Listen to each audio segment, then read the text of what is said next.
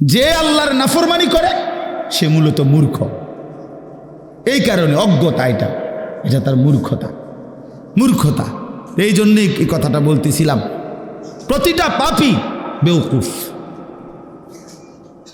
প্রত্যেকটা নাফরমান হারামখোর, সুদখোর, ঘুষখোর, জিনাখোর, ব্যভিচারী, বেপর্দা নারী, মদখোর, নেশাখোর, গাঞ্জাখোর, এগুলো সব মূর্খ, জাহেল। তো ইউসুফ, আচ্ছা, তো ওই কথাটা শেষ করি। ইউসুফ আলাইহিস সালাম যখন এটা ছেলেদের ভাইদেরকে বললেন, মনে পড়ে যখন তোমরা মূর্খ ছিলে তো তোমাদের ওই দুই ভাইয়ের সাথে তোমরা কি আচরণ করছিলা? কোরআন শরীফে আছে 10 ভাই একসাথে লাভ দিয়া তাকাইয়েই ওনার দিকে ক্বালু আইন্নাকা লাআনতা ইউসুফ, আরে তাহলে তুমি কি সেই ভাই ইউসুফ নাকি? হ্যাঁ, আর কলজার লাভ দিছে যে তুই বামগো ভাই, অথচ কোনো যুক্তি নাই। উনি ইউসুফ আলাইহিস সালাম হইব কেন? সে তো হলো মিশরের অর্থমন্ত্রী, তারার বাড়ি হলো কেনান, ফালাইয়া দিছে 40 বছর আগে কূপের তলে, ফালাইয়া দিছে ছুট্টু মিয়ারে 8-10 বছর বয়সে। তো কিসের লগে কি মিলাইল? কোথায় বাড়ি? কেনান। হ্যাঁ, এখানে হইল মিশর, আবার তারে ফালাই দিছে 10 বছর বয়সে, ইনার এখন বয়স হলো 40-45 বছর বয়স। তবুও তাদের দিল বলছে ক্বালু আইন্নাকা লাআনতা ইউসুফ, তাহলে কি তুমি আমাদের ভাই ইউসুফ? ক্বালা আনা ইউসুফ। এই যে কোরআন শরীফের আয়াত, ক্বালা আনা ইউসুফ ওয়া হাদা আখি। ইউসুফ আলাইহিস সালাম বললেন, হ্যাঁ ভাইয়া, আমি ইউসুফ। আর দ্বিতীয়বারে আসছিলার চুরির একটা কৌশল করে আমি যে আমার একটা ভাইকে রেখে দিয়েছি তোমাদের, সেটাই ছিল আমার ভাই বিনিয়ামিন। এই যে আমার পাশে বসা, গত সফরে মনে আসেনি ভাই, তোমগো থেকে আমি আমার একটা ভাই কৌশল করে রাইখে দিছিলাম। কদ মান্নাল্লাহু আলাইনা। ইউসুফ আলাইহিস সালাম বললেন, ভাইয়া শোনো, তোমরা তো আমারে ফেলে দিয়েছিলে পানির অতল গহীনে, কূপের গভীরে, কিন্তু আমার মহান আল্লাহ আমাদের উপরে বারবার দয়া করেছেন। রব্বুল আলামিন বলেন, কুলিল্লাহুম্মা মালিকাল মুলক তুতিল মুলকা মান তাশাউ ওয়া তানজিউল মুলকা মিম্মান তাশা। আল্লাহ বলেন, বন্ধু বলে দেন পৃথিবীবাসী, সমস্ত কর্তৃত্ব, রাজত্ব মালিক শুধুই একজন আল্লাহ। তিনি চাইলে বাদশার মসনদে বসাইতে পারেন, তিনি চাইলে বাদশার মসনদ থেকে বেইজ্জতির সাথে নামায় দিতে পারেন কিনা? হ্যাঁ, অতুইজ্জু মান তাশাউ ওয়া তুদিল্লু মান তাশা। তিনি চাইলে কাউকে ইজ্জত দেন, তিনি চাইলে কাউকে বেইজ্জতি করেন। ইজ্জত দেনে ওয়ালা কে? আল্লাহ। বেইজ্জতি করনে ওয়ালা কে? আল্লাহ। বাদশার মসনদে বসায় কে? আল্লাহ। বাদশার মসনদ থেকে টেনে নামায় কে? আল্লাহ। ইউসুফ আলাইহিস সালাম বলছেন, এবার সবাই শুনেন, ছেলেরাও শোনো বাপ। ইউসুফ তার 10 ভাইকে বললেন, বন্ধু ভাই আমার শুনে নাও, কিয়ামত দিবসের জন্য একটাই মূলনীতি, ইন্নাহু মান ইয়াত্তাকি ওয়া ইয়াসবির ফাইন্নাল্লাহা লা ইউদিউ আজরাল মুহসিনিন। বললেন, ভাই শুনে নাও, নিশ্চয়ই যারা আল্লাহকে ভয় করে গুনাহ ছেড়ে দেয়, কি ছেড়ে দেয়? এবং যারা সর্বাবস্থায় আল্লাহর ফয়সালার উপরে সবর করে, ধৈর্য ধরে, এমন নেককার ব্যক্তির জীবনের একটা নিঃশ্বাসও আল্লাহ তাআলা বিফলে যেতে দেন না। তাকওয়া, গুনাহমুক্ত জীবন আর সবর। ইউসুফ আলাইহিস সালাম বলেন, ইন্নাহু মান ইয়াত্তাকি ওয়া ইয়াসবির, যে গুনাহ থেকে মুক্ত থাকে আর আল্লাহর ফয়সালার উপরে সবর করে, ধৈর্য ধরে, আল্লাহ তাআলা এমন নেককারের জীবনের একটি সেকেন্ড নষ্ট হতে দেয় না। আল্লাহ তখন তাকে গুনাহ থেকে বেঁচে থাকলে এবং আল্লাহর ফয়সালা আমার কখনো আল্লাহ খুব খাওয়াইছে, আলহামদুলিল্লাহ। এই বেলা খানা মেলে নাই, আলহামদুলিল্লাহ। আজকে কামাই হয়েছে 10,000, আলহামদুলিল্লাহ। আজকে কামাই হয় নাই 10 টাকাও, আলহামদুলিল্লাহ। হর হালাতে আল্লাহর উপরে সবর করে, ধৈর্য ধরে আর গুনাহ থেকে বিরত থাকে। আল্লাহ বলেন আমি তার কোনো কিছুই বিফলে দেই না। আমার এমন বান্দা, প্রিয় বান্দা, সে হাসলেও নেকি, কাঁদলেও নেকি, হাঁটলেও নেকি, বসলেও নেকি, উঠলেও নেকি, দাঁড়াইলেও নেকি, ঘুমাইলেও নেকি। ইন্নাল্লাহা লা ইউদিউ আজরাল মুহসিনিন ইন্না কাযালিকা নাজজিল মুহসিনিন। আল্লাহ তাআলা বলেন নেককার বান্দাকে আমি এভাবেই জান্নাতের শ্রেষ্ঠতম বিনিময় দেব। আল্লাহ আমাদেরকে বুঝ দান করেন, বুঝ দান করেন। এটা কোনো আওয়াজ হইল যে আমিন করে টান বারণ, এটা কিতাব। আচ্ছা যাক, চলেন বাবা। তাইলে আমি ছেলেদেরকে বুঝাইতে চেষ্টা করলাম, বাবাদেরকে, পর্দার আড়ালের মাদেরকে। অর্থ হলো এই গুনাহ থেকে মুক্ত, এটাই জীবন। আল্লাহর নাফরমানি থেকে বেঁচে থাকা, এটাই মানুষ। এটাই মূলত কি মানুষ, এটাই মানুষ, এটাই মানুষ। এজন্য যার যে জীবনে নামাজ নাই, যার জীবনে আল্লাহর হুকুমের পাবন্দি নাই, আল্লাহকে যার ভয় করে না, যে আল্লাহর কথা যার মনে পড়ে না, তো তার জিন্দিগির আর কোনো অর্থ থাকে না। আমি 3টা আয়াত পড়ছি সূরা মুলক, কোরআনুল কারীমের 29 নম্বর পারা, 67 নম্বর সূরা মুলকের। এবার এই 3টা আয়াতের তর্জমা শুনেন, তাইলেই কথা শেষ। আল্লাহ তাআলা বলেন ইন্নাল্লাযীনা ইয়াখশাউনা রাব্বাহুম বিল গায়ব, নিশ্চয়ই যারা আল্লাহকে ভয় করে, বিল গায়বে, না দেখে। কিভাবে ভয় করে? এখানে 2 অর্থ। এক, আল্লাহকে ভয় করে, আর আল্লাহর বলা অদৃশ্য যেই বিষয়গুলো, সেগুলোকে ভয় করে। অর্থাৎ আল্লাহ তাআলা কোরআন এবং সুন্নায়, আল্লাহ এবং রাসূল কবরের কথা বলছে, হাসরের ময়দানের কথা বলছে, আমলনামা আমাদের হাতে দিবে এটা বলছে, মিজানের পাল্লায় ওজন হবে এটা বলছে, ফুলসিরাত পার হইতে হবে এটা বলছে, কবরে আযাব হয় এটা বলছে, জান্নাত দিবে অথবা জাহান্নাম দিবে এটা বলছে। এর কোনোটাই আমরা দেখি নাই, ঠিকই না বলে? আমরা কবরের আযাব তাও দেখি নাই, আমরা হাসরের মাঠ তাও দেখি নাই, আমরা ফুলসিরাতও দেখি নাই, জান্নাত জাহান্নামও কি করি নাই। কিন্তু আল্লাহকে বিশ্বাস করি বলে, আল্লাহকে ভয় করি বলে এগুলোও মানি, এগুলো আমরা কি করি? মানি, এগুলোও মানি। কবর, হাসর, ঠিক আছে ভাই, এটা তাকানোর দরকার।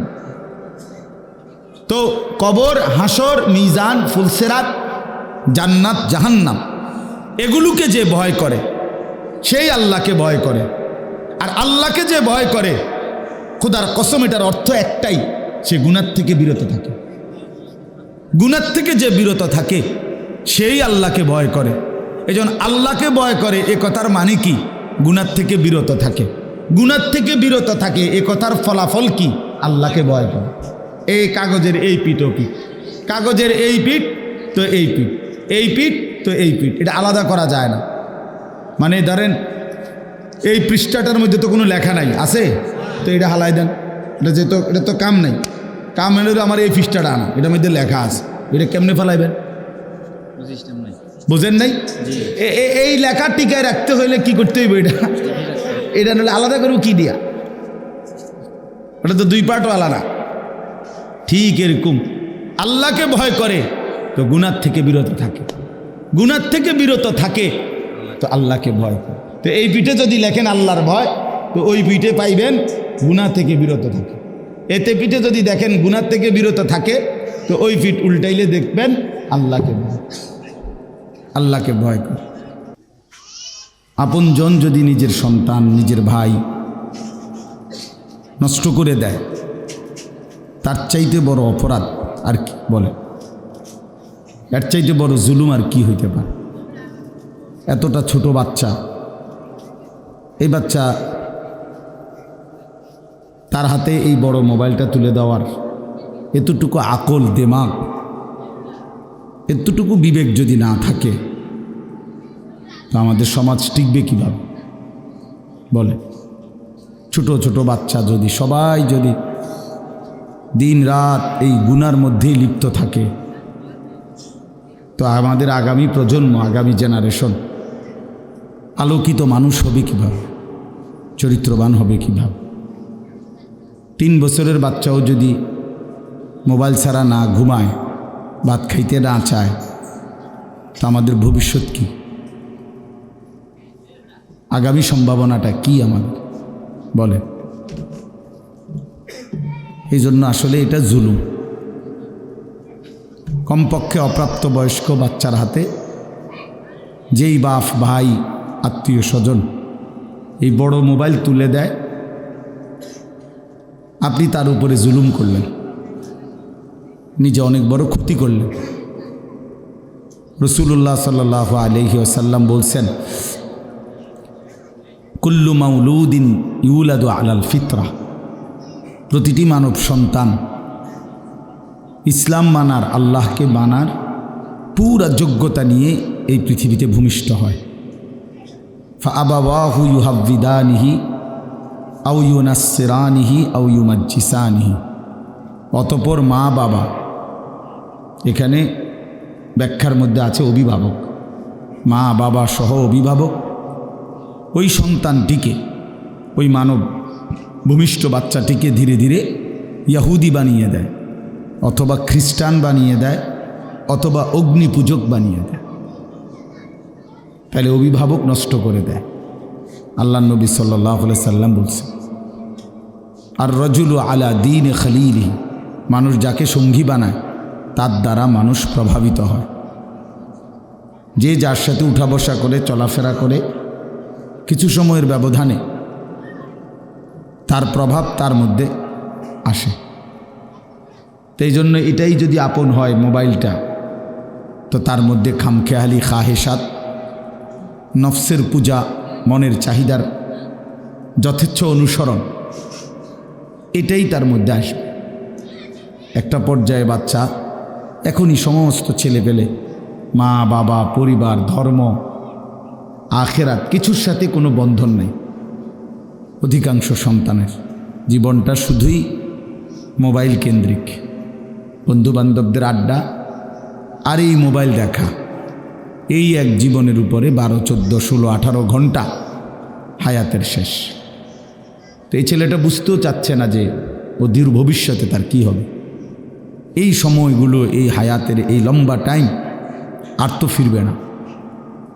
কোনো ঘন্টা, কোনো মিনিট, কোনো সেকেন্ড পৃথিবীতে আর নতুন করে দ্বিতীয়বার আসে না। নতুনটা তো নতুন সময়, এইটা তো আর আসে না। মনে করেন 23শে নভেম্বর 2024, এটা আর কোনো দিন হবে না। আগামী বছর 23শে নভেম্বর হবে, তো সেটা তো 2025 সাল। শনিবার আর এই শনিবার আর হবে না, আগামী শনিবার আসবে, কিন্তু সেটা তো 23 তারিখ না, সেটা তো হবে 30 তারিখ। তাইলে প্রতি ঘন্টা, মিনিট, সেকেন্ড একবারই আসে। কোরআন শরীফে আছে, বারবার একটা কথা আছে কোরআন শরীফে, মৃত্যুর সময় থেকে শুরু করে জাহান্নামে পর্যন্ত প্রত্যেকটি পাপী নাফরমান আল্লাহর কাছে মৃত্যুর সময়, কবরে, হাসরের মাঠে এবং জাহান্নামে বারবার আল্লাহর কাছে একটা জিনিস চাইবে। সেটা হলো, আল্লাহ আমার দুনিয়ার জীবনে কিছু সময়ের জন্য ফেরত দেন, একটু সময়। কোরআন শরীফের বহু আয়াত আছে, হাত্তা ইযা জাআ আহাদাহুমুল মাউতু ক্বালা রাব্বিরজিউন। আল্লাহ তাআলা বলেন, যখন নাফরমানের মৃত্যুর সময় হয়, মালাকুল মউত আজরাইল দেখে, তখন সে বলে, আল্লাহ কিছু সময়ের জন্য দুনিয়ায় থাকতে দেন। কোরআন শরীফে আছে, ওয়া আনযিরিন নাসা ইয়াওমা ইয়াতিহিমুল আযাবু ইয়াওমাল কিয়ামা ফায়াকুলুল্লাযীনা যালামু রব্বানা আখিরনা ইলা আজালিন করিব। আল্লাহ তাআলা বলেন, হে নবী, আপনি লোকদেরকে কিয়ামত দিবসের হাসরের ময়দানের আযাবের কথা ভয় দেখান, কেননা সেদিন সমস্ত জালেম নাফরমান পাপী আল্লাহকে বলবে, আল্লাহ ইলা আজালিন করিব, অল্প একটু সময়ের জন্য আমাকে দুনিয়ায় ফেরত যেতে দেন। এই যে সময় চাই, কোরআন শরীফে আছে, ওয়া আনফিকু মিম্মা রাযাকনাকুম মিন ক্বাবলি আন ইয়াতিয়া আহাদাকুমুল মাউত ফায়াকুল রাব্বি লাউলা আখারতানি ইলা আজালিন করিব। আল্লাহ তাআলা বলে, বান্দা যদি নেক আমল করতে মন চায়, দান সদকা করতে মন চায়, আল্লাহর ইবাদত করতে মন চায়, যাই করতে মন চায়, এটা মৃত্যু আসার আগে আগেই করে নাও, নয়তো মৃত্যুর সময় তুমি বলবে যে আল্লাহ আমাকে কিছু সময়ের জন্য একটু সুযোগ দেন। কোরআন শরীফে আছে, জাহান্নামী জাহান্নামের মধ্যে বারবার আল্লাহকে বলবে, রব্বানা আখরিজনা না'মাল সালিহান গায়রাল্লাযী কুন্না না'মাল। আল্লাহ আপনি আমাকে কিছু সময়ের জন্য দুনিয়ায় ফেরত যেতে দেন, যদি যেতে পারি আমি নেক আমল করব। রব্বানা আখরিজনা ফাইন উদনা ফাইন্না যালিমুন। জাহান্নামী বলবে, আল্লাহ আমারে কিছু সময়ের জন্য জাহান্নাম থেকে বের করেন, এবার যদি ফিরে গিয়ে আবারও অন্যায় করি, পাপ করি, তাহলে আমি বড় বেশি জালেম, এরপরে আপনি আমারে তার চাইতে কঠিন শাস্তি দিয়ে, কিন্তু এবার একটু সুযোগ দেন আরেকবার। তো এই সবগুলো কথার জবাবে একটাই, কাল্লা। আল্লাহ তাআলা বলবেন, কখনোই না, না বান্দা, এটা হবে না। ওয়ালান ইউআখিরাল্লাহ, আল্লাহ তাআলা কাউকে আর কখনোই এক জাররা বিন্দু সময় দিবেন না। আওয়ালাম নুআম্মিরকুম, কোরআন শরীফে আছে, আল্লাহ তাআলা বলবেন, বান্দা আমি কি তোমাকে সময় দেই নাই? আমি কি হায়াত দেইনি? দিয়েছিলাম। আমি যথোপযুক্ত টাইম দিছি। প্রতি ওয়াক্ত নামাজের টাইম যেতটুকু, নামাজের রাকাত আদায় করতে এটুকু সময়ের দরকার ছিল না, আমি বেশিই দিছি। মনে করেন জোহরের নামাজ 1টা বাজে আজান হয়েছে, 3:45 বাজে আসরের আজান, প্রায় 3.25 ঘন্টা পরে আসরের আজান, তো 12 রাকাত বা 10 রাকাত নামাজ পড়তে 3.25 ঘন্টা লাগে? কথা বলেন না? ফজরের 4 রাকাত নামাজ পড়তে কি 1 ঘন্টার মতো টাইম লাগে? তা আল্লাহ তাআলা তো সময় দিছেন বেশি, রাকাত তো কম, টাইম তো কম। আসর থেকে মাগরিব প্রায় 1 ঘন্টা, 1.5 ঘন্টা। দেখছেন কি আওয়াজ করি কি? তো এই টাইমটা 4 রাকাত আসরের নামাজ পড়তে কি এতটা টাইম দরকার ছিল? ছিল। এই জন্য বললাম, আমার ভাই ছেলেরা, তোমরা যারা মোবাইল হাতে, এটা নামায় ফেলো, সবাই মোবাইল নামাইয়া এমনি শুনো, ভালো হবে, ভালো হবে। কোনো কিছু কাজ করে না আমাদের সন্তানদের মাথায়, বললে হাসে, প্রতিবন্ধীর মতো। মানসিক রুগী যারা, যাদের তারসিরা, এগুলা নিজে নিজে হাসে। এটা কিছুটা প্রতিবন্ধিতার লক্ষণ। আমাদের অধিকাংশ সন্তান এখন চিন্তাগতভাবে, বুদ্ধিগতভাবে প্রতিবন্ধী। কিছু বললে গুনাহ ছেড়ে দেওয়ার কথা, পাপের, যে এতটা মিথ্যা কথা বলো কেন, কোনো নামাজ পড়ো না কেন, তোমার সারাদিন আড্ডা দাও, হে হাসে। তাহলে বোঝা গেল আসলে তার ব্রেনে কোনো স্বাভাবিক কাজ করে। মানুষকে লজ্জা দিলে, মানুষকে কিছু বললে তার তো উচিত মাথা নোয়ায় ফেলা, বুঝতে শিখা। এই জন্য বাপ, এটা গুরুত্বপূর্ণ বিষয় যে অনেকটাই সন্তান প্রতিবন্ধিতার শিকার। দুশ্মন এই পরিমাণ গুনাহ, নাফরমানি আর ফালতু কাজে আমাদের সন্তানদেরকে কাজে লাগাইছে, বেচারার মাথায় আর কিছুই ধরে না, কোনো কিছুই আর কাজ করে না। মা একটা আদেশ কাজ করতে বললে হে পারবে না, এক কথায় উত্তর দিয়ে দিস, পারতাম না। বাপে ডাক দিলে পারতাম না, পারবে না। কেন পারবে না? ওই যে তার তো সময় নেই। তাহলে এইটার কিন্তু একটা সময় চরম মূল্য দিতে হবে, চরম মূল্য দিতে হবে, চরম খেসারত দিতে হবে। আমার একজন আত্মীয় আছে, আপনজন, উনির মনে আছে, উনি অনেক সময় আমার ঘরে দেখলে জড়াইয়া ধরে অনেক সময় কাঁদে, ভাই আমার আব্বা কত হাজারবার যে লক্ষবার যে কইছিল, ফুট তুই একটু পর দিন শিখ। আমি কোনো গুরুত্ব দিছিলাম না। এখন আমি খেতে কাজ করি আর গরুরে ঘাস খাইটা খাওয়াই। সংসারে যে গরু পালে, গাভী পালে, তোদেরকে দেখি আফসুস করে আর কি, যে আমরা একই বাড়িতে বড় হইলাম, একসাথে বড় হইলাম, সেদিন হয়তো তোরা বাবের কথা শুনছিলি, আমি শুনি নাই। আমার আপনজন। তো এই জন্য বললাম ভাই, আসলে অচিরেই দুনিয়াতেও আফসুস করো। কোনো মিথ্যা, কোনো গুনাহ, পাপ, অবহেলা, খামখেয়ালি, সময়ের এই নিদারুণ অপচয়, একেবারে এটা নিশ্চিত আল্লাহর কসম, ওই ব্যক্তিকে, ওই ভাই এই মোবাইল নিয়ে যাও, কার ওই যে বাচ্চার থেকে নিলাম যে এই মোবাইলটা নেও না ভাই, তুমি না, যে দিছে তোমার সে নিয়ে যাবে। আসো ভাই, লজ্জা না করো, আসো, যা হয়েছে তো হয়েছে।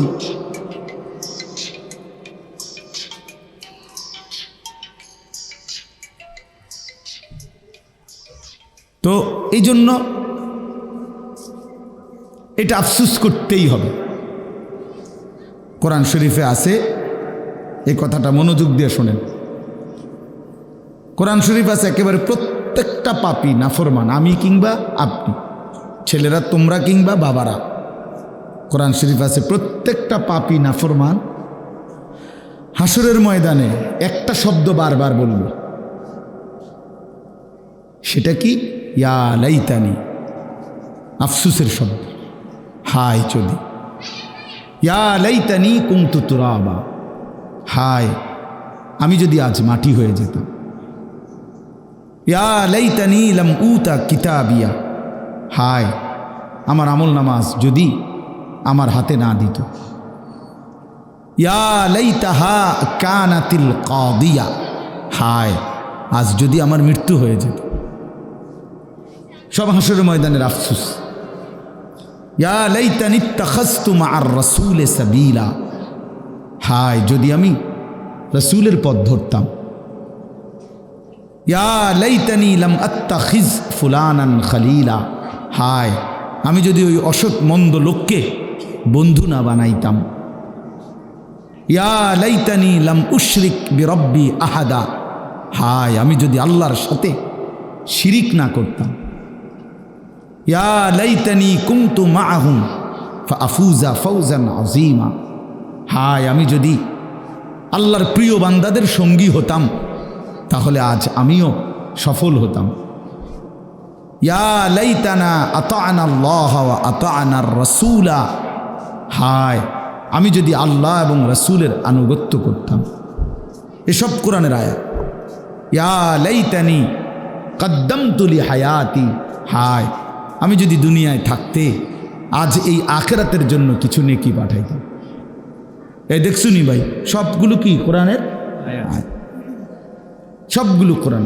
অর্থাৎ এটাই তার আফসুসের শব্দ।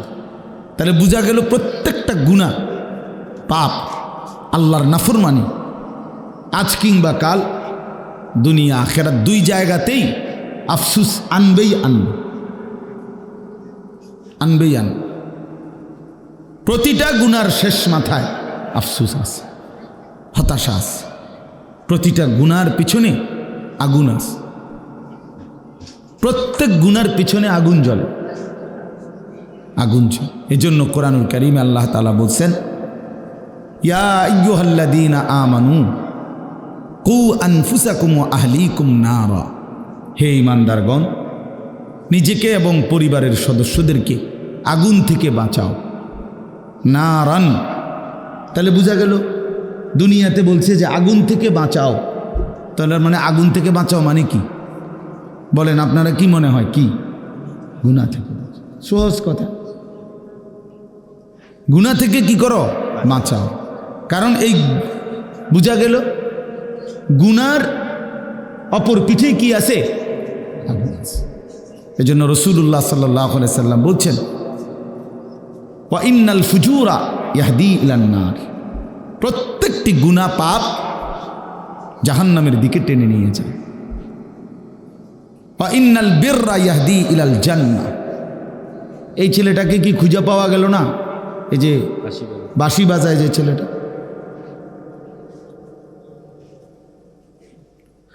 তো চলেন প্রতিটি নেক বীর নেক কাজ জান্নাতের দিকে টেনে নিয়েছে।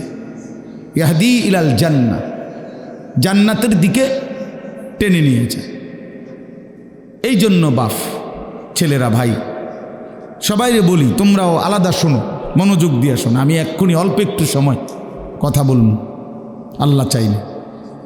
তাহলে আমার বলার উদ্দেশ্য হলো আমাদের এই খামখেয়ালি, আমাদের এই গুনাহ, আমাদের এই দিন রাত আল্লাহর থেকে সরে থাকা, ইসলামকে ত্যাগ করা, ইবাদত আমলের প্রতি নামাজ রোজা কিছুই আমাদের ভাল লাগে না। সব কিছু দুনিয়ার ভাল লাগে, এক ওয়াক্ত নামাজ পড়তে ভাল লাগে না। তো এইটাই তো জাহান্নামের পরিণতি, আগুনের পরিণতি, এটাই তো গুনাহের পরিণতি। আমি বুঝলাম না এটা কি আশ্চর্য কথা। কোন অসভ্য, নিশ্চয়ই তো কোনো অভিভাবক তো আছে, কোনো মা থাকার কথা, কোনো বাবা থাকার কথা। আস্তাগফিরুল্লাহ।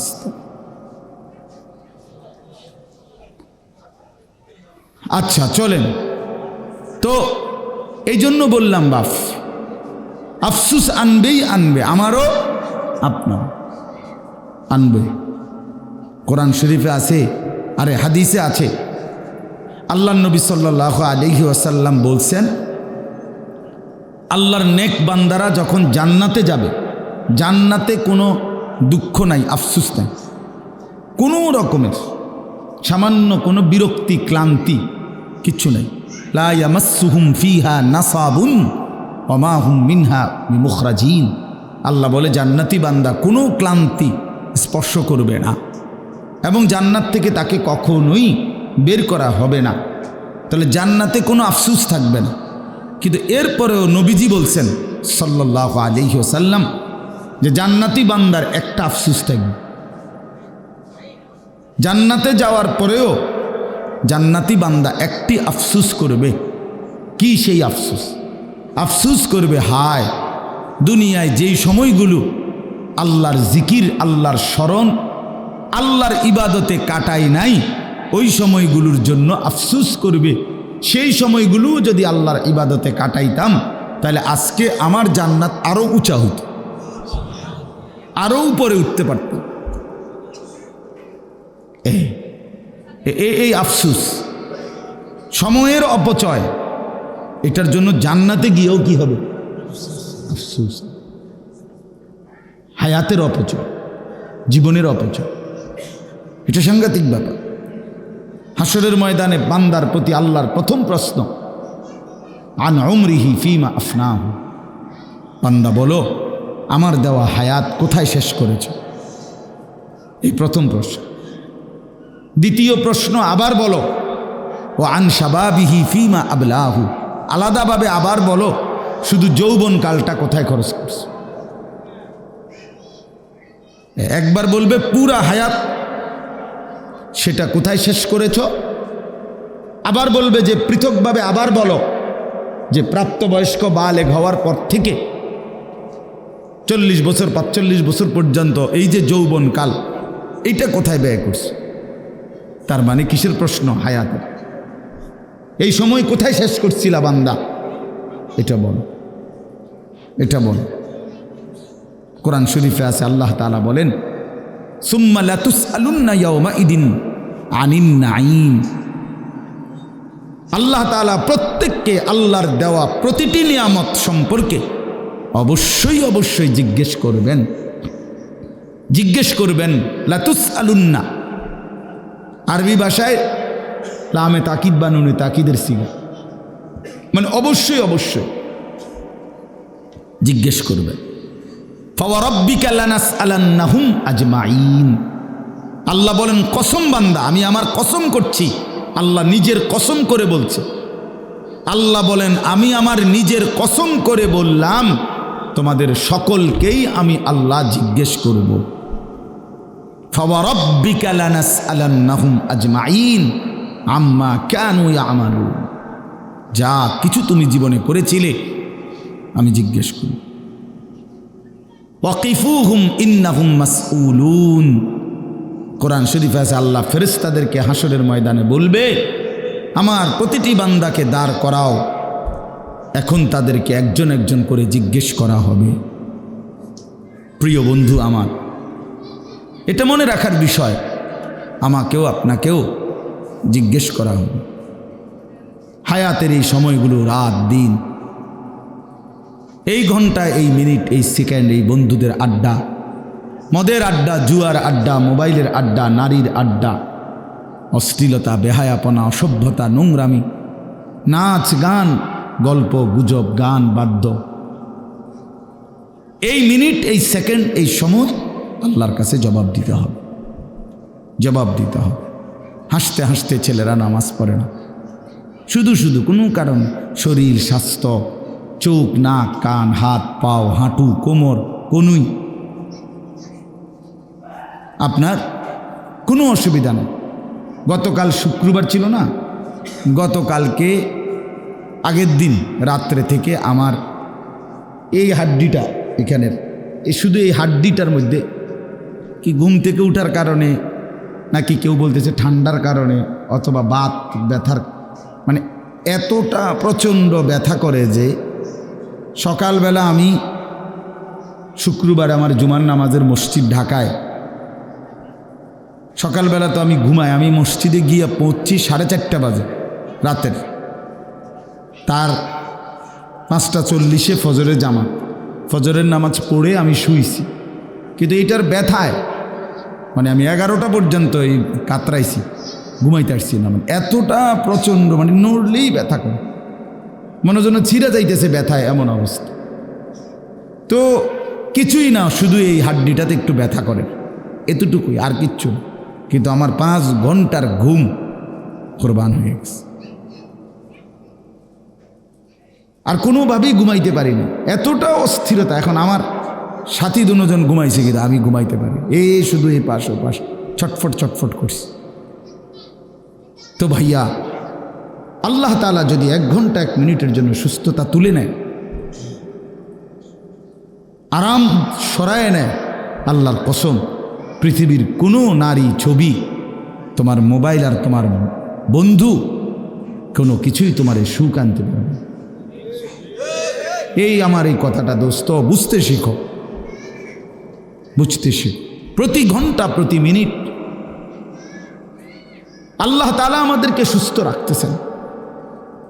হাদিসের মধ্যে আছে আল্লাহ তাআলা জিজ্ঞেস করবে 2টা জিনিস। আল্লাহ প্রথমেই বান্দাকে বলবে হাসরের ময়দানে, বান্দা বলো তো, আলাম নুসিহ জিসমাকা, আমি কি তোমার শরীরটা সুস্থ রাখি নাই এতদিন? জ্বর হইছে কয়দিন বলো, সুস্থ ছিল কয়দিন? মাথা ব্যথা হইছে কয়বার, স্বাভাবিক ছিল কয়বার? পেট ব্যথা হইছে কয়বার, পেট স্বাভাবিক ছিল? আমার এই হাড্ডিতে হয়তো আজকে 30 বছরে একবার ব্যথা করছে, আর তো কোনোদিন ব্যথা করে নাই, ঠিক না? হয়তো 20 বছর পরে আজ একটু ব্যথা হয়েছে একদিন। হ্যাঁ, তো আল্লাহ তাআলা বলবেন, বান্দা আমি কি তোমাকে এতটা লম্বা সময় সুস্থ রাখি নাই? তো তার বিনিময়ে আমার সেজদাটা কেন দিতে পারলাম না? কেন পারলা না বাবা? ছেলেরা বলো ভাই, যে বন্ধুর সাথে তুমি 6টা ঘন্টা কাটাইলা, ও তোমারে কি কি দিছে এই পর্যন্ত? কি দিল? কি দিল? মোবাইল কি দিল তোমাদেরকে? নারীর ছবি দিয়ে অর্জন কি হলো বাপ? দেখছো তো, ঠিক আছে, এই পর্যন্ত 10,000 নারী দেখছো, তো কি উপভোগ করতে পারছো কয়জন? কি বুঝলা? কি পাইলা? নারীর ওই ছবি থেকে অর্জনটা কি সেটা বলো ভাইয়া। উলঙ্গ দৃশ্য থেকে তোমার অর্জন কি, তোমার বেনিফিটটা কি সেটা বলো। এই অসভ্যতা, এই নোংরামি, এই জন্তু জানোয়ারের স্বভাব দিয়ে অর্জনটা কি? অর্জনটা কি? যে নামাজ পড়ে না, যে সেজদা দেয় না, আমি প্রত্যেক দিন বলি সে মানুষের বাচ্চা না। মুসলমানের বাচ্চা তো দূরে থাক, আরে নাফরমান তুই মানুষের বাচ্চা না। বেনামাজি কোনো মানুষের বাচ্চা না, বেনামাজি জানোয়ার, বেনামাজি 100 জানোয়ার, বেনামাজি চতুষ্পদ জন্তু, বেনামাজি হাইওয়ান। যার কপালে সেজদা না এটা জানোয়ার, এটা মানুষের বাচ্চা না। মানুষের বাচ্চা তো তাকে বলে যার আল্লাহ তাআলা কোমর, হাঁটু, কনুই বানাইছেনি ইবাদতের জন্য। বুঝেন নাই? নামাজ পড়ার উপযোগী করেই আল্লাহ তাআলা, মান্দা নামাজ পড়বে এই জন্যই কনুই বাঁকা হয়, মানুষ নামাজ পড়বে এই জন্যই কোমর বাঁকা হয়, মানুষ নামাজ পড়বে এই জন্যই হাঁটু বাঁকা হয়। নাই তো ভাত মাছ খাওয়ার জন্য কিংবা যৌন চাহিদা পূরণের জন্য, পৃথিবীর অন্য প্রয়োজন পূরণের জন্য এটা দরকার ছিল না। কারণ অসংখ্য জন্তু জানোয়ার এক অবস্থায় থাইকাই, গরু কখনো সোজা হয় না, ছাগল কখনো সোজা হয় না, কুত্তা কোনোদিন সোজা হয় না, কিন্তু সে তার দুনিয়াবি সমস্ত চাহিদা, খাদ্য, পানীয়, পেশাব, পায়খানা, ঘুম, যৌন চাহিদা সব পূরণ করে না? তো কিভাবে পূরণ করে সে? বুঝা গেল বাকি শুধু দুনিয়া ভোগ করা, এ তো জানোয়ারের স্বভাব। ইনসান তো তাকে বলে যে আল্লাহকে সেজদা করে। আল্লাহ তাআলা বানাইছেনই আমাদেরকে ইবাদতের জন্য। ওমা খালাকতুল জিন্না ওয়াল ইনসা ইল্লা লিয়াবুদুন। তাহলে এটার উল্টো কথা তো এটাই, মানে এ কথার বাও কথা হইল যে আল্লাহ মানুষকে বানাইছেনই ইবাদতের জন্য, সেজদার জন্য, গোলামির জন্য। অতএব মানুষ বলে তাকেই যে গোলামি করে। অতএব এর উল্টোটা হলো যে সেজদা করে না, গোলামি করে না, তারে তো আল্লাহ তাআলা মানুষে বানায় নাই। তোরে বানাইছেই তো জানোয়ার, তোরে বানাইছেই তো কুকুর বিড়াল, তোরে বানাইছেই তো নারীর পিছনে ঘুরতি, তোকে বানাইছেই বেটা মানুষের বেডি দেখতি, ছবি দেখ, সারা রাত দেখে রেজাল্ট কি? রেজাল্ট কি? প্যান্টটা নাপাক হইল, লুঙ্গিটা নাপাক হলো, শরীরটা অপবিত্র হলো, শরীরের সক্ষমতা ক্ষতিগ্রস্ত হলো, নিজের হাত নাপাক হলো, নিজের মন নাপাক হইল, চোখ নাপাক হইল, কান নাপাক হইল, পুরা দেহ গুনাহের ভারে অপবিত্র। অপবিত্র পাক হইতেও তো জানে না, ফরজ গোসল করতেও তো জানে না, জানেও তো না। অসংখ্য ছেলে আছে যারা ফরজ গোসল সহি তরিকায় কিভাবে করতে হয় জানেও না, আপনি খবর নেন। তাহলে এই অপদার্থ তো আজীবন নাপাক। এত নাপাক, গোসল করলে পাক হয় না, শরঈ পদ্ধতিতে গোসল করলে পাক হয়। ইসলাম যেভাবে বলছে ওইভাবে গোসল করলে পাক হয়। এমনি ডুব দিলে পাক হয় না, এমনি বঙ্গোপসাগরে চুবাইলেও পাক হয় না।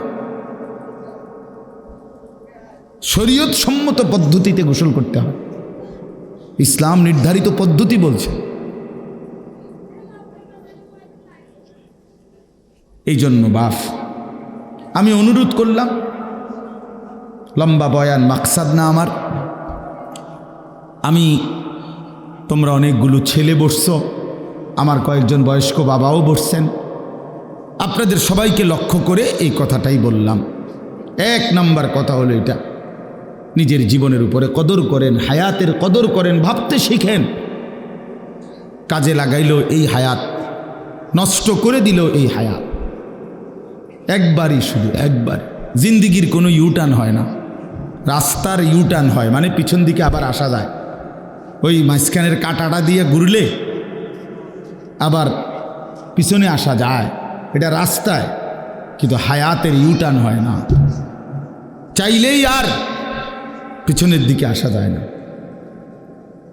আমরা আর কেউ কোনো দিন আজকের বিকালে আর আসতে পারবো না। আজকে যে এই শনিবার যে এখন যে বিকালটা গেল, সেখানে কি আর আমরা ফিরতে পারবো কোনো দিন? এই জন্য বাবা আমি আবারও বলছি, আল্লাহর কথা বললে, কোরআনের কথা বললে, হালাল হারামের কথা বললে, তোমার এই গুনার কথা বললে যদি তোমার হাসি আসে, মনে করো কিছুই মনে হয় না তোমার বিবেকে, তুমি প্রতিবন্ধী মনে রেখো। তুমি মূলত পাগল, মাতাল, তোমার মাথায় ডিস্টার্ব। সত্যি কথা, মানুষ বুদ্ধিবৃত্তিকভাবে কিছু প্রতিবন্ধিতা আছে এমন যেটা বোঝা যায় না, যেটা কেউ অনেকে বুঝেও না যে সে যে প্রতিবন্ধী। সব প্রতিবন্ধী একরকম না। বুদ্ধি প্রতিবন্ধী আর শ্রবণ প্রতিবন্ধী এক কথা না। কথার কথা, একজনে কানে শোনে না, সে একটা প্রতিবন্ধী। আরেকজন হলো সে একজন আকলে তেমন কিছু ধরে না, স্বাভাবিক সব চলতেছে, তো এইটা একরকম না। আল্লাহ তাআলা কোরআনুল কারীমের জন্য বলছেন পাপী নাফরমানদের ব্যাপারে, প্রত্যেক নাফরমান পাপীর ব্যাপারে কোরআন শরীফে বহু আয়াত আছে। আল্লাহ তাআলা একটা কথা ঘুরে ঘুরে বলছে, ওয়া আকসারুহুম লা ইয়াকিলুন, ওয়া আকসারুহুম লা ইয়াকিলুন, ওয়া আকসারুহুম লা ইয়াফকাহুন, ওয়া আকসারুহুম লা ইয়ালামুন। আল্লাহ বলছে নাফরমান অধিকাংশই তারা কিছুই বোঝে না, কিছুই জানে না, কিছুই তাদের আকলে ধরে না। তো কোরআন শরীফের শব্দ লা ইয়াকিলুন, আকল নাই, আকলে ধরে না। লা ইয়াফকাহুন, কিছুই বোঝে না। লা ইয়ালামুন, কিছুই জানে না, কিছুই জানে না। গুনাহ মানুষকে নিস্তব্ধ করে দেয়, গুনাহ মানুষকে অপদার্থ বানিয়ে দেয়, গুনাহ মানুষকে প্রতিবন্ধী বানিয়ে দেয়। একটা পর্যায়ে নাফরমান বেঈমান আল্লাহ তাআলা কোরআনে বলছে আল্লাহর অবাধ্যতা, কুফর, শিরিক, গুনাহ একদিন মানুষটাকে কেমন বানায় যে এমন হয়ে যায় যে তার দিল থাকে কিছুই বোঝে না, কান থাকে কিছুই শুনে না, চোখ থাকে কিছুই দেখে না। লাহুম কুলুবুল লা ইয়াফকাহুনা বিহা ওয়া লাহুম আযানুল লা ইয়াসমাউনা বিহা ওয়া লাহুম আ'য়ুনুল লা ইউবসিরুনা বিহা। আর এভাবে আল্লাহ ডাইরেক্ট বলছে উলাইকা কাল আনআম, এটা আর কিছু নয়, শুধুই জানোয়ার। এই জন্য আমি যে একটু আগে বললাম দোস্ত, বেনামাজি তুই জানোয়ার, এটা আল্লাহর কোরআন। বেহায়া তুই জানোয়ার, মূলত চরিত্রহীন সন্তান, চরিত্রহীন নারী, বেপর্দা নারী, বেহায়া নারী, নিজের রূপ আর যৌবন বিক্রি করে রাস্তায় মানুষের সামনে সামনে ফেরি করে, ওই মূলত জানোয়ার ছাড়া আর কিচ্ছু না, হাইওয়ান, মূলত হাইওয়ান। প্রত্যেক পাপীর মধ্যে আকল নাই। গুনাহ মানুষকে মূর্খ বানিয়ে দেয়, আকল শেষ করে দেয়। এজন্য প্রত্যেক পাপী জাহেল। কোরআন শরীফে আছে। হ্যাঁ, একটা চমৎকার উদাহরণ আছে কোরআন শরীফে। ইউসুফ আলাইহিস সালামের 10 ভাই, ওনারে ছোটবেলায় পানির কূপে ফেলে দিছে না, আপনারা জানেন না এটা? তো এরপরে তো কত ঘটনা, কত কিছু হইল না। ইউসুফ আলাইহিস সালামকে আল্লাহ উঠাইলেন, উনি মিশরে গেলেন, জুলাইখার বাড়িতে ছিলেন, জুলাইখা অবৈধ প্রস্তাব দিছেন, উনি ওনার শতভাগ চরিত্র হেফাজত করছেন। একটা পর্যায়ে জেলখানায় গেছেন, জেলখানার থেকে বের হইছেন, বের হওয়ার পরে মিশরের অর্থমন্ত্রী হইছেন। এরপরে মিশরে এবং আশেপাশে চতুর্দিকে দুর্ভিক্ষ লাগছে। দুর্ভিক্ষ লাগার পরে উনি বিনা অল্প মূল্যে খাদ্য বিক্রি করতেন ইউসুফ আলাইহিস সালাম মিশরের অর্থ মন্ত্রণালয় থেকে। তো ওই দীর্ঘদিন 40 বছর পরে, বরাবর 40 বছর পরে ওই 10 ভাই অভাবে পইরা মিশরে আসছে খাদ্য কিনতে অর্থমন্ত্রীর কাছে। অর্থমন্ত্রী দেখেই চিনছে এরা আমার সেই ভাই, কিন্তু 3 বার আসছে তারা মোট খাবার কিনতে। প্রথমবারও ইউসুফ আলাইহিস সালাম পরিচয় দেয় নাই, দ্বিতীয়বারেও পরিচয় দেয় নাই, তৃতীয়বারে ইউসুফ আলাইহিস সালামের 10 ভাই যখন খাদ্য কিনতে আসছে, এতটা অভাব ছিল তখন ওনাদের এই 10 জনের, তখন ওনারা এই তৃতীয়বারে আইসা ওই অল্প দাম যেটা সরকারি নির্ধারণ করছে এইটাও ওনাদের কাছে নাই। বুঝেন নাই? এমনি তো রেট কমান নাই, কিন্তু এই কম দামটাও নাই। মনে করেন 10 ভাই 10 বস্তা খাবার নিবে, এখন 10 বস্তা খাবারের দাম 100 টাকা, কথার কথা। এখন ওনাদের কাছে 100 টাকাও নেই, আসে ধরেন 30 টাকা, 40 টাকা, 50 টাকা। শেষবারে তৃতীয়বারে এই কোরআন শরীফে আছে, তখন তারা 10 ভাই ইউসুফ আলাইহিস সালামের সামনে, ওরা তো চেনে না, তো এইবার তৃতীয়বারে আইসা যখন এই টাকাটা দিছে মূল্য দিয়া বলছে আমরা এটুকু দিলাম, তবে আমাদেরকে আমরা 10 বস্তা পূর্ণ দেন, আমগরে কম দিয়েন না, মাল পুরাই দেন। টাকা তো নাই, তো বাকি টাকাটা আপনি ও তাসাদ্দাক আলাইনা, আমগরে সদকা দেন, ভিক্ষা দেন, আমরা আর নাই। তো কোরআন শরীফ আছে, আল্লাহ তাআলা বলছে হায় দেখো দুনিয়াবাসী, 10 জনের কি পরিণতি আর একজনের কি পরিণতি। 10 জনে মিলে সিদ্ধান্ত নিছে একজনকে শেষ করে দিতে, কিন্তু একজনের মালিক আল্লাহ সিদ্ধান্ত নিছে 10 জনকে নিচে নামায় দিবে, একজনকে উপরে উঠাই দিবে। সুবহানাল্লাহ। কোরআন শরীফে আছে 10 ভাই মিলে বলছিল, ওই সূরাতে আছে শুরুতে, ওয়া নাহনু উসবা, আমরা 10 জনই তো একটা শক্তি, 10 জন এক থাকলে অসুবিধা কি, বিল্ডিং ঠেললে বাইতে কেমন, বুঝেন নাই? আরেকজনের খাল কাইটা বাইক লিয়ে বললাম অসুবিধা কি, আমরা একটা শক্তি। আল্লাহ বলছেন না বেটা, 10 জন না 10 লক্ষে শক্তি নয়, শক্তি শুধুই আল্লাহর জন্যে। আন্নাল কুওয়াতা লিল্লাহি জামিআ, শক্তি শুধুই আল্লাহর, ক্ষমতা শুধুই কার? আল্লাহ। 16 বছরের জালেম ভেবেছিল আর কারো কোনো ক্ষমতা নাই, একদিন 2:30 বাজে দেখে নিজের কোনো ক্ষমতা নাই। নিজের কি নাই? তখন কিশোর তরুণ যুবক 16 বছরের আর 18 বছরের নওজোয়ানের কাছেই 16 বছরের সাজানো সংসার ছেড়ে দিয়ে পলাইতে হয়েছে। আমার ছোট মেয়ে গাটি উঠটি লইয়া পলাইতে হয়েছে। তার মানে এটা বোঝা উচিত, শক্তি শুধুই কার? আল্লাহর। ভাইয়া আল্লাহ, শক্তি শুধুই আল্লাহ। এই ইসরায়েলের একদিন টের পাবে, অচিরেই ইসরায়েলের এই ইহুদি কুত্তারা একদিন দেখবে তাদের কিচ্ছু নাই, ইমানের পতাকা, ইসলামের পতাকা ফিলিস্তিনে পথ করে উঠছে ইনশাআল্লাহ, কোনো সন্দেহ নাই, কোনো সন্দেহ। ওই বেঈমান হেরেই যাবে একদিন, এই দেখতে দেখতে একদিন থাকবে। এর চাইতে কত বড় বড় জালেম এই পৃথিবী থেকে হারায় গেছে, আর ইসরায়েলের মতো এই অল্প কয়েকজন কুত্তা ওরা বুঝি টিকবে? এত সহজ বিষয়। আল্লাহই বড়। কে বড়? হ্যাঁ, আল্লাহু আকবার,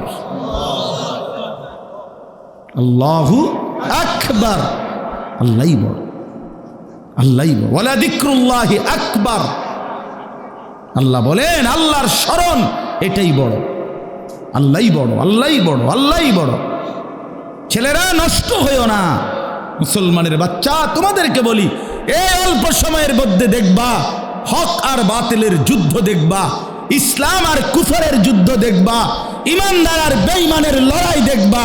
তখন দেখবা মনে পড়বে, যদি এখন থেকে নামাজি না হও, চরিত্রবান না হও, আমি বললাম হকের পক্ষে, ইমানের পক্ষে থাকতে পারতা না।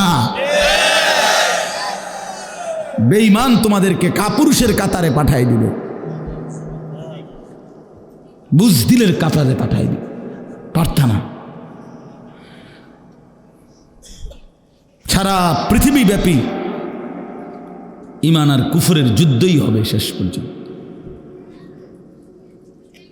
আগামীর যুদ্ধ মুসলমান আর বেঈমানের যুদ্ধ।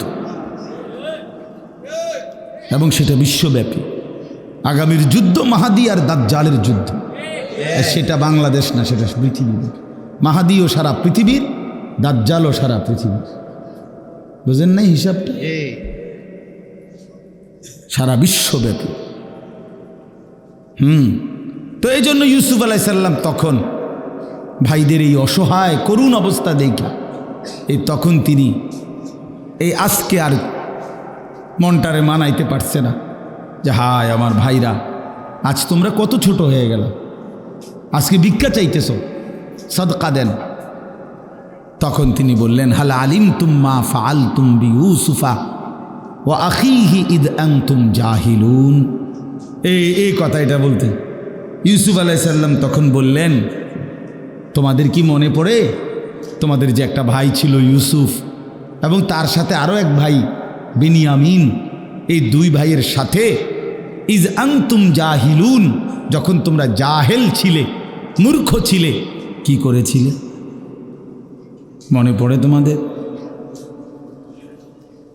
এইখানে আছে মূলত তো তারা পাপ করছে। তারা কি করছে? ভাইকে কি করছে? কূপে ফেলে দিছে। কিন্তু আল্লাহ তাআলা ইউসুফ আলাইহিস সালামের ভাষাটা কি ব্যবহার করছে, যে যখন তোমরা মূর্খ ছিলে।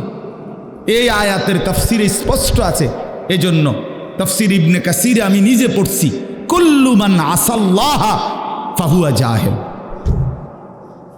যে আল্লাহর নাফরমানি করে সে মূলত মূর্খ।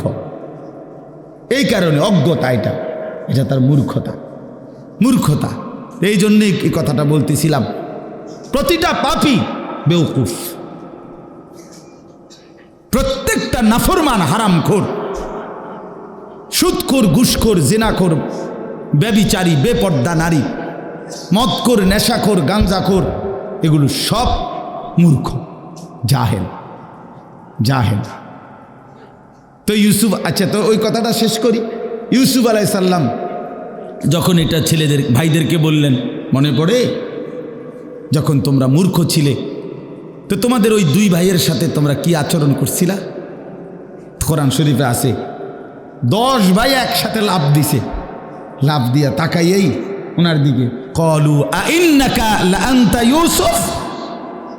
আরে তাহলে তুমি কি সেই ভাই ইউসুফ নাকি?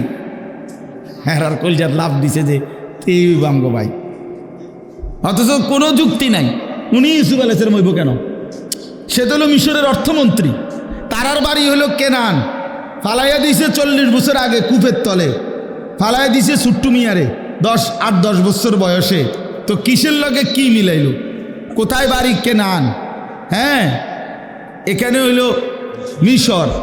আবার তারে ফালাই দিছে 10 বছর বয়সে, ইনার এখন বয়স হলো 40-45 বছর বয়স। তবুও তাদের দিল বলছে, ক্বালু আইন্নাকা লাআনতা ইউসুফ, তাহলে কি তুমি আমাদের ভাই ইউসুফ? ক্বালা আনা ইউসুফ।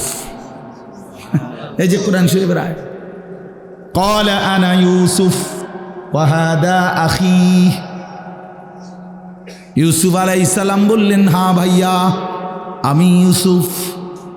আর দ্বিতীয়বারে আসছিলার চুরির একটা কৌশল করে আমি যে আমার একটা ভাইকে রেখে দিয়েছি তোমাদের, সেটাই ছিল আমার ভাই বিনিয়ামিন। এই যে আমার পাশে বসা, গত সফরে মনে আসেনি ভাই, তোমগর থেকে আমি আমার একটা ভাই কৌশল করে রাইখে দিছিলাম। কাদ মান্নাল্লাহু আলাইনা। ইউসুফ আলাইহিস সালাম বললেন, ভাইয়া শোনো, তোমরা তো আমারে ফেলে দিয়েছিলে পানির অতল গহীনে, কূপের গভীরে, কিন্তু আমার মহান আল্লাহ আমাদের উপরে বারবার দয়া করেছেন। রব্বুল আলামিন বলেন, কুলিল্লাহুম্মা মালিকাল মুলক তুতিল মুলকা মান তাশাউ ওয়া তানজিউল মুলকা মিম্মান তাশা। আল্লাহ বলেন, বন্ধু বলে দেন পৃথিবীবাসী, সমস্ত কর্তৃত্ব, রাজত্ব মালিক শুধুই একজন আল্লাহ।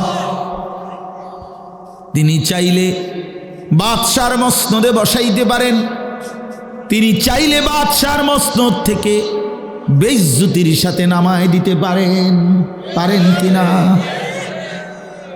হ্যাঁ, তুইজ্জু মান তাশাউ ওয়া তুযিল্লু মান তাশা।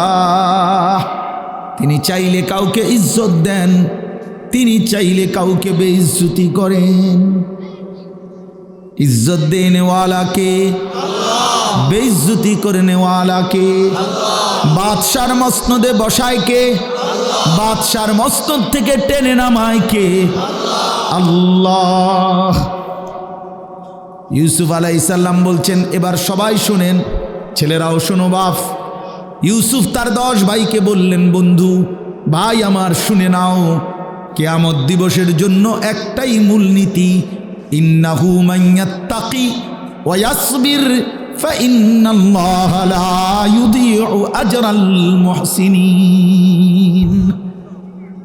বললেন ভাই শুনে নাও, নিশ্চয়ই যারা আল্লাহকে ভয় করে গুনাহ ছেড়ে দেয়, কি ছেড়ে দেয়? গুনাহ ছেড়ে দেয়। এবং যারা সর্বাবস্থায় আল্লাহর ফয়সালার উপরে সবর করে, ধৈর্য ধরে, এমন নেককার ব্যক্তির জীবনের একটা নিঃশ্বাসও আল্লাহ তাআলা বিফলে যেতে দেন না।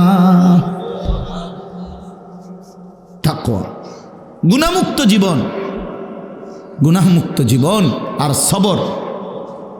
ইউসুফ আলাইহিস সালাম বলেন, ইন্নাহু মান ইয়াত্তাকি ওয়া ইয়াসবির, যে গুনাহ থেকে বিরত থাকে আর আল্লাহর ফয়সালার উপরে সবর করে, ধৈর্য ধরে, আল্লাহ তাআলা এমন নেককারের জীবনের একটি সেকেন্ড নষ্ট হতে দেয় না। আল্লাহ তখন তাকে গুনাহ থেকে বেঁচে থাকলে এবং আল্লাহর ফয়সালা, আমারে কখনো আল্লাহ খুব খাওয়াইছে, আলহামদুলিল্লাহ, এই বেলা খানা মেলে নাই, আলহামদুলিল্লাহ, আজকে কামাই হয়েছে 10,000, আলহামদুলিল্লাহ, আজকে কামাই হয় নাই 10 টাকাও, আলহামদুলিল্লাহ। হর হালাতে আল্লাহর উপরে সবর করে, ধৈর্য ধরে আর গুনাহ থেকে বিরত থাকে, আল্লাহ বলেন আমি তার কোনো কিছুই বিফলে দেই না। আমার এমন বান্দা, প্রিয় বান্দা, সে হাসলেও নেকি, কাঁদলেও নেকি, হাঁটলেও নেকি, বসলেও নেকি, উঠলেও নেকি, দাঁড়াইলেও নেকি, ঘুমাইলেও নেকি। ইন্নাল্লাহা লা ইউযিউ আজরাল মুহসিনিন ইন্না কাযালিকা নাজজিল মুহসিনিন। আল্লাহ তাআলা বলেন, নেককার বান্দাকে আমি এভাবেই জান্নাতের শ্রেষ্ঠতম বিনিময় দেব। আল্লাহ আমাদেরকে বুঝ দান করেন, বুঝ দান করেন। এটা কোনো আওয়াজ হইল যে আমিন করে টান বারণ? এটা কিতাব। আচ্ছা যাক, চলেন বাবা। তাইলে আমি ছেলেদেরকে বুঝাইতে চেষ্টা করলাম, বাবাদেরকে, পর্দার আড়ালের মাদেরকে। অর্থ হলো এই, গুনাহ থেকে মুক্ত, এটাই জীবন। আল্লাহর নাফরমানি থেকে বেঁচে থাকা, এটাই মানুষ। এটাই মূলত কি মানুষ, এটাই মানুষ, এটাই মানুষ। এজন্য যার যে জীবনে নামাজ নাই, যার জীবনে আল্লাহর হুকুমের পাবন্দি নাই, আল্লাহকে যার ভয় করে না, যে আল্লাহর কথা যার মনে পড়ে না, তো তার জিন্দিগির আর কোনো অর্থ থাকে না। আমি 3টা আয়াত পড়ছি সূরা মুলক, কোরআনুল কারীমের 29 নম্বর পারা, 67 নম্বর সূরা মুলকের। এবার এই 3টা আয়াতের তর্জমা শুনেন, তাইলেই কথা শেষ। আল্লাহ তাআলা বলেন, ইন্নাল্লাযীনা ইয়াখশাউনা রাব্বাহুম বিল গায়ব, নিশ্চয়ই যারা আল্লাহকে ভয় করে, বিল গায়বে, না দেখে। কিভাবে ভয় করে? এখানে 2 অর্থ। এক, আল্লাহকে ভয় করে, আর আল্লাহর বলা অদৃশ্য যেই বিষয়গুলো, সেগুলোকে ভয় করে। অর্থাৎ আল্লাহ তাআলা কোরআন এবং সুন্নায়, আল্লাহ এবং রাসূল কবরের কথা বলছে, হাসরের ময়দানের কথা বলছে, আমলনামা আমাদের হাতে দিবে এটা বলছে, মিজানের পাল্লায় ওজন হবে এটা বলছে, ফুলসিরাত পার হইতে হবে এটা বলছে, কবরে আযাব হয় এটা বলছে, জান্নাত দিবে অথবা জাহান্নাম দিবে এটা বলছে। এর কোনোটাই আমরা দেখি নাই, ঠিকই না বলে? আমরা কবরের আযাব তাও দেখি নাই, আমরা হাসরের মাঠ তাও দেখি নাই, আমরা ফুলসিরাতও দেখি নাই, জান্নাত জাহান্নামও কি করি নাই। কিন্তু আল্লাহকে বিশ্বাস করি বলে, আল্লাহকে ভয় করি বলে এগুলোও মানি, এগুলো আমরা কি করি? মানি। এগুলোও মানি। কবর, হাসর, ঠিক আছে ভাই, এদের তাকানোর দরকার। তো কবর, হাসর, মিজান, ফুলসেরাত, জান্নাত, জাহান্নাম, এগুলোকে যে ভয় করে সেই আল্লাহকে ভয় করে। আর আল্লাহকে যে ভয় করে, খোদার কসম এটার অর্থ একটাই, সে গুনাহ থেকে বিরত থাকে। গুনাহ থেকে যে বিরত থাকে সেই আল্লাহকে ভয় করে। এজন্য আল্লাহকে ভয় করে এ কথার মানে কি? গুনাহ থেকে বিরত থাকে। গুনাহ থেকে বিরত থাকে এ কথার ফলাফল কি? আল্লাহকে ভয় করে। এই কাগজের এই পিঠও পিঠ, কাগজের এই পিঠ তো এই পিঠ, এই পিঠ তো এই পিঠ, এটা আলাদা করা যায় না। মানে ধরেন এই পৃষ্ঠাটার মধ্যে তো কোনো লেখা নাই, আছে তো এটা হালাই দেন, এটা তো কাম নাই। কাম হলে আমার এই পৃষ্ঠাটা আনা, এটার মধ্যে লেখা আছে, এটা কেমনে ফেলাইবেন? বুঝেন নাই? এই লেখা টিকায় রাখতে হইলে কি করতে হইব? এটা নাহলে আলাদা করবো কি দিয়া? ওটা তো দুই পার্টও আলাদা। ঠিক এরকম আল্লাহকে ভয় করে তো গুনাহ থেকে বিরত থাকে, গুনাহ থেকে বিরত থাকে তো আল্লাহকে ভয় করে। তো এই পিঠে যদি লেখেন আল্লাহর ভয়, তো ওই পিঠে পাইবেন গুনাহ থেকে বিরত থাকে। এতে পিঠে যদি দেখেন গুনাহ থেকে বিরত থাকে, তো ওই পিঠ উল্টাইলে দেখবেন আল্লাহকে ভয়, আল্লাহকে ভয় করে, এটা উল্টাইলেই পাবেন। তো ইন্নাল্লাযীনা ইয়াখশাউনা রাব্বাহুম বিল গায়ব, নিশ্চয়ই যারা না দেখে আল্লাহকে ভয় করে, মানে আল্লাহর কথাগুলোকে ভয় করে, আখিরাতকে ভয় করে, পরকালকে ভয় করে, কবরকে ভয় করে, জাহান্নামকে ভয় করে, হাসরের মাঠকে ভয় করে, আল্লাহ বলেন আমি তাদেরকে দুইটা পুরস্কার দেব। সুবহানাল্লাহ। কয়টা পুরস্কার? লাহুম মাগফিরাহ। এক নাম্বার আল্লাহ বলেন এমন বান্দার জীবনের সমস্ত গুনাহ আমি আল্লাহ মাফ করে দেব। দ্বিতীয় পুরস্কার ওয়া আজরুন কাবীর, আমি আল্লাহ এমন নেককার বান্দা আমাকে ভয় করে গুনাহ থেকে বেঁচে থাকে যে আমি আল্লাহ তাকে সর্বশ্রেষ্ঠ পুরস্কার জান্নাত দিয়ে দেব। এটা আল্লাহ তাআলার কথা, আল্লাহ তাআলার ওয়াদা, এটা আল্লাহ তাআলার ওয়াদা। উইদ্দাত লিল মুত্তাকিন, আল্লাহ তাআলা বলেন জান্নাত বানানোই হয়েছে মুত্তাকিদের জন্যে, আমাকে ভয় করে এমন বান্দাদের জন্য, এমন বান্দাদের জন্য। প্রিয় ভাই আমার, বন্ধু আমার, গুনাহমুক্ত জীবন গঠন করতেই হবে দোস্ত আমার, নাহলে কষ্ট পাইবা ভাইয়া, বাবা কষ্ট পাইবেন, মা বোনদেরকেও বলি কষ্ট পাবেন, আমিও কষ্ট পাবেন, আপনিও পাবেন। কবরের আযাব, হাসরের ময়দানে জাহান্নামের আযাব, হাসরের ময়দানের আযাব সে তো বহুত পরের কথা। রাসূলুল্লাহ সাল্লাল্লাহু আলাইহি সাল্লামের হাদিসের মধ্যে আছে, আল্লাহর নবী বলেন মা রাআইতু মানজারান কাত্তু ইল্লা ওয়াল কবরু আফজাউ মিনহু। আল্লাহ রসুল বলছে উম্মত, কবরের চাইতে ভয়ানক আযাব, কবরের আযাবের চাইতে ভয়ানক কোনো দৃশ্য আমি মুহাম্মদ জীবনের দুই চোখে আর কিছু দেখিনি। মা রাআইতু মানজারান কাত্তু, এতটা ভয়ানক আযাব, এমন ভয়ঙ্কর দৃশ্য আমি রসুল আর কিছুই দেখি নাই। আল্লাহ নবী সাল্লাল্লাহু আলাইহি সাল্লাম বলেন কবরে নাফরমান যখন প্রশ্নের উত্তর দিতে পারবে না, তখন একজন ফেরেশতা এসে ইউদরাবু লাহু মিমিতরাকাতিম মিন হাদিদ, লোহার একটা গুর্জ, লোহার একটা হাতুড়ি দিয়া তারে এত জোরে একটা আঘাত করবে, দরবাতান বাইনা উযুনাইহি, দুই কান বরাবর মাঝখানে আঘাত করবে। আল্লাহ রসুল বলেন ফায়াসিহু সাইহাতান, নাফরমান এত জোরে একটা চিৎকার মারবে, ইয়াসমাউহা মান ইয়ালিহি ইল্লা সাকালাইন, মানুষ এবং জিন ব্যতীত আল্লাহর সমস্ত সৃষ্টি বেঈমানের চিৎকার শুনতে পাবে। প্রিয় বন্ধু, এ তো কবরের আযাব, সামনে তো আছেই, সামনে তো আছেই। আল্লাহ নবী সাল্লাল্লাহু আলাইহি সাল্লাম বলেন নাফরমান যখন কবরে প্রশ্নের জবাব দিতে পারবে না, তখন কবর তাকে একটা চাপ দিবে, সংকীর্ণ হয়ে যাবে কবর। এই চাপ দিলে ডান পাশের মাটি বাম দিকে চলে আসবে, বাম দিকের মাটি ডান দিকে চলে আসবে। আল্লাহর কসম বন্ধু, আমি 1 মিনিট দেখাই, এটা রাখো। আল্লাহ রাসূল সাল্লাল্লাহু আলাইহি সাল্লাম বলছে এতে করে তার ডান পাশের হাড্ডি পাঁজর ভাঙ্গা বাম পাশের পাঁজরের হাড্ডিতে ঢুকে যাবে, বাম পাশের গুলো ডান পাশে ঢুকে যাবে। কেমন? তো নবীজি উদাহরণ দিছে হাত্তা তাখতালিফা আদলাউহু, এই যে আঙ্গুল, এই যে এটা যেরকম একটা আর একটার মধ্যে এরকম ঢুকে গেছে, আল্লাহর কসম নবী বলছে হাড্ডি পাঁজরের এ পাশের গুলো এই পাশে এইভাবে ঢুকে যাবে। তামসা করো না, তামসা করো না।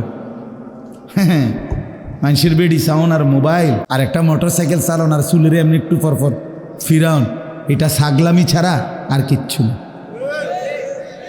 এটা কোনো জীবন না ভাইয়া, বাদ কতটি খাওয়ার হুইটা লাউন, এটা কোনো জীবন না। জীবন অনেক সুন্দর, হায়াত অনেক দামি, হায়াত অনেক দামি। হ্যাঁ, নিজের কল্যাণ, মানুষের কল্যাণ, নিজের আখেরাত, মানুষের দুনিয়া সুন্দর করা, এই সবটার মধ্যে অনেক তৃপ্তি আছে। গুনার মধ্যে তেমন কোনো তৃপ্তি নেই, অপরাধবোধ কাজ করে। যে যত বড় গুনাই করুক তার ভিতরে কিছুটা হলেও লজ্জিত অনুভূতি থাকে, যে কেউ যদি জানে, কেউ যদি দেখে, কেউ যদি বোঝে, তাহলে তো গুনাহ মানুষকে স্বস্তি দেয় না, লোনা জলে তৃষ্ণা মেটে না। মানে যে পানি লবণাক্ত ওই প্রাণীতে কি হয় না, এই ঠিক বুজুর্গানে দিন বলে লোনা জলে যেমন তৃষ্ণা মেটে না, গুনায় সেরকম তৃপ্তি আসে না। তুমি 1 কোটি নারীও দেখলে তোমার তৃপ্তি হবে না। একজন পবিত্র স্বামী স্ত্রী, তারা হালাল স্বামী স্ত্রী যে পরিমাণ তৃপ্ত হয়, তুমি পৃথিবীর সব নারী উলঙ্গ করে দেখলেও সেই তৃপ্তি হবে না। আমি বুঝার জন্য খোলামেলা বললাম। তুমি অপেক্ষা করো যুবক, তুমি অপেক্ষা করো, নষ্ট হইও না। এই পৃথিবীতে স্বামী স্ত্রী, নারী পুরুষের এই পবিত্র বন্ধন দিয়েই পৃথিবী এই পর্যন্ত আসছে আল্লাহর ইচ্ছায়। স্বামী স্ত্রীর বন্ধনের মাধ্যমে মানুষের এই ধারাবাহিকতা। তো কাজেই এমন একটা নারী, এমন একটা স্ত্রী হালাল অপেক্ষা করলে অচিরেই মিলে যাবে, আল্লাহর পক্ষ থেকেই মিলে যাবে। যাকে আল্লাহ পুরুষ বানিয়েছেন তার জন্য আল্লাহ তাআলা বৈধ স্ত্রীও সৃষ্টি করেছেন, এটা কোরআন শরীফে আল্লাহ বলছেন। কাজে এটার জন্য নিজেই এই অল্প বয়সে কুত্তার মতো হয়ে যাওয়া, শুয়োরের মতো হয়ে যাওয়া, জানোয়ারের মতো হয়ে যাওয়া, এটা সুস্থ স্বাভাবিক কাজ নয়। কেন তুমি কুত্তার মতো পাগল হয়ে গেলা? পৃথিবীর সব নারী দিয়া তুমি করবা কি? কি করবা? নর্তকী দিয়ে তুমি করবা কি? অশ্লীল নারী দিয়ে তুমি করবা কি? যার নিজের কোনো চরিত্র নাই, যে বেপর্দা বেহায়া, যেই গায়িকা, যেই নায়িকা, যেই নর্তকী, যেই বেশরম নারী, নিজের কোনো ইজ্জত নাই, যার কাছে নিজের কোনো পর্দা নাই, নিজের কদর নাই, সে তোমারে সুখ দিবে কিভাবে? আল্লাহ আমাদেরকে বুঝার তৌফিক দান করুন। আল্লাহ তাআলা বলেন, ওয়া আসিররু কাওলাকুম আবিজাহরু বিহি ইন্নাহু আলিমুম বিজাতিস সুদূর। আমাদেরকে সতর্ক করছে আল্লাহ, বলছে বান্দা, আমার থেকে বাঁচাবার জন্য, গুনাহকে আড়াল করবার জন্য তুমি যত কৌশলী অবলম্বন করো না কেন, আমি সব জানি। তুমি যদি জোরে কথা বলো, আমি এটা যেমন শুনতে পাই, একদম আস্তে বললে, ইয়ারফোন লাগাইয়া কইলেও আমি শুনি। ইন্নাহু আলিমুম বিদাতিস সুদূর, তোমার অন্তরের ভিতরে যেই জল্পনা কল্পনা আমি তাও জানি। তাহলে আমি আল্লাহর থেকে আড়াল করবা কেমন? ওয়া আসিররু কাওলাকুম, তোমাদের কথাগুলো যদি আস্তেও হয়, আবিজাহরু বিহি, তোমাদের কথাগুলো যদি উঁচু আওয়াজেও হয়, ইন্নাহু আলিমুন, নিশ্চয় আল্লাহই সব জানেন, বিদাতিস সুদূর, অন্তরের জল্পনা কল্পনা সহ। তাহলে আল্লাহর থেকে আড়াল করার সুযোগ কি? সর্বশেষ আল্লাহ বলেন, আলা ইয়ালামু মান খালাক ওয়া হুয়াল লতীফুল খাবীর। আল্লাহ তাআলা বলে, বান্দা আমার একটা যুক্তি শুনো তো। আল্লাহ একটা যুক্তি দিছে আমাদেরকে, আলা ইয়ালামু মান খালাক। আচ্ছা বলো তো বান্দা, যিনি সৃষ্টি করেছেন তিনি জানবে না কি বানাইছেন, কি করতেছে? মানে এটা যে এই কোম্পানি বানাইছে, এটা কোনান দিয়ে কথা কয়, কোনান দিয়ে আওয়াজ বাইর হয়, এটা কোম্পানিও জানে না, জানেও আলগা মানুষে। কথা বলেন না কেন? কোম্পানি বানানেওয়ালা কোম্পানি তো অধিক জানে এটার ব্যবহার বিধি। তো আল্লাহ তাআলা বলেন, আমি বানাইলাম, আমি জানতাম না, তুমি এটা কি কর? তুমি এটা ভাবলা কেমনে বেওকুফ? আলা ইয়ালামু মান খালাক, যিনি সৃষ্টি করলেন তিনি জানবেন না? তিনি বুঝবেন না, তিনি শুনবেন না? ওয়াহুয়াল লতীফুল খবীর।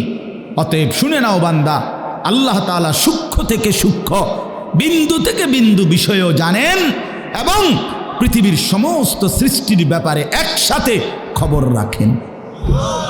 রাখেন কিনা বলেন?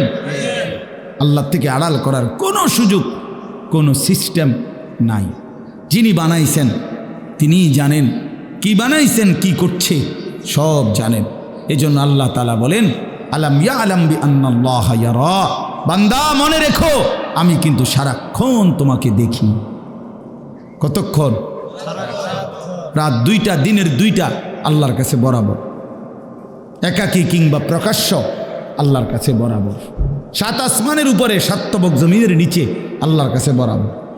বরাবর কিনা বলেন? এই জন্য যুবক ভাই, বাবারা, পর্দার আড়ালের মা বোন, সবার কাছে অনুরোধ রইল, হায়াতের কদর করে গুনাহ ছেড়ে দেন, আল্লাহকে ভয় করেন, 5 ওয়াক্ত নামাজ পড়েন। ছেলেরা বাপ, তোমাদেরকে বলি ভাইয়া, ফজরের নামাজ পড়ো, 5 ওয়াক্ত নামাজ পড়ো। চেহারাটা সুন্দর হবে, আখলাক সুন্দর হবে, মানুষের ভালোবাসা মিলবে। বন্ধু, তুমি দেখো না, তোমরা যারা সারা দিন মোবাইল চালাও, নাচ গান দেখো, কোনো মানুষ তোমাদেরকে আদর করে ডাকে কিনা? কোনো মানুষ, এই সমাজের কোনো ভালো মানুষ, এই সমাজের কোনো নেককার মানুষ তোমারে কোনো দিন আদর করে মহব্বত করে ডাকে কিনা? তুমি খেয়াল করো। সবাই তোমারে, কেউ হয়তো মুখে হয়তো অনেকে বলতে পারে না, কিন্তু কলিজা দিয়া তোমারে সবাই ঘৃণাই করে, ঘৃণাই করে, দিল দিয়া ঘৃণাই করে। এই জন্য পাপী কখনোই সম্মান পায় না, নাফরমান কখনোই ইজ্জত পায় না। আল্লাহ তাআলা আমাদের সবাইকে ঈমান আমলের দৌলত দান করেন, তাকওয়ার জীবন দান করেন, হালাল হারাম বেঁচে চলার